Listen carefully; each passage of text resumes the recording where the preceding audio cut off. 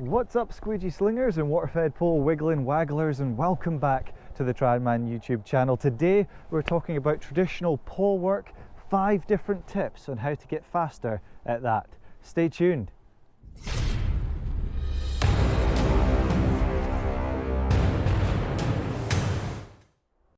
So, tip number 1, folks, is to use a worn-in piece of squeegee rubber. So, when you're finished using a bit of squeegee rubber in a longer channel, so say for instance you have an 18 or a 14-inch squeegee that you use in the hand, when you're finished with it, cut it down to fit your pole tool. So here, for example, we have a 10-inch channel. So these used to have what was in my 16-inch hand tool, has now been cut down and put in the 10-inch pole tool.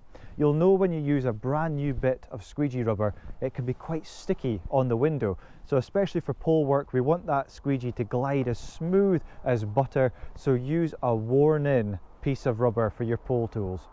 Tip number 2, folks, is to use a good quality pole. If funds allow, I would highly recommend you either get a carbon fibre pole, especially for that high traditional pole work, and perhaps a hybrid pole for your lower traditional pole work, as that is not quite as expensive but still very, very lightweight.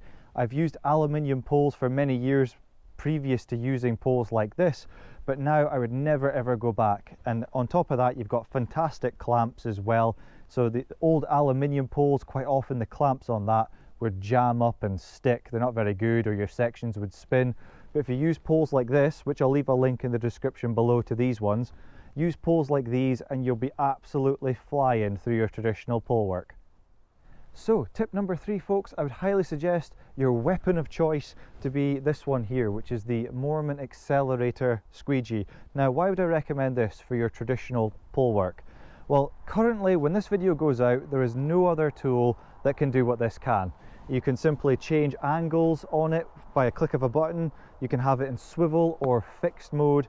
It can wash the windows and squeegee them all in one go. So when this video goes out, there is no tool on the planet right now that can actually do what this tool can. So for your traditional pole work, if you want zero detailing at the sides to do, you want to simply soap up that window, squeegee it down and wipe the sill, then this is the tool for you currently that's on the market. So I'd highly recommend for your traditional pole work, get that Mormon Accelerator 2.0. Tip number 4, folks, is if you do get the Mormon Accelerator handle, learn to use the angles that are available. Now, there are 5 different angles to choose from. The best thing to do is to have a play around with it, and you will get a feel for what angle to be in on the window that you're working on.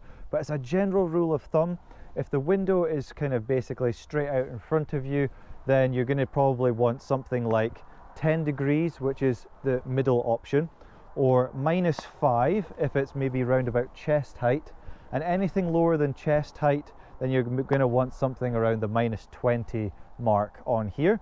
Now, if we go forward, it goes to 25 degrees.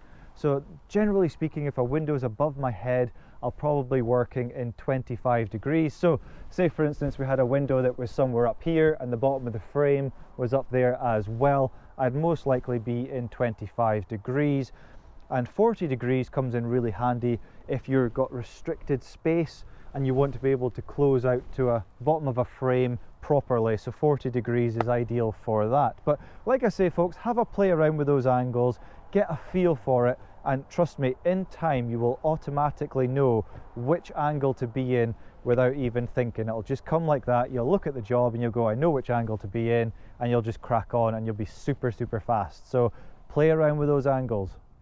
So my final tip for this video, folks, tip number 5, is to, when doing pole work, learn to use both sides of your body. So switch your stance and switch which side the pole is on. This has 2 main benefits.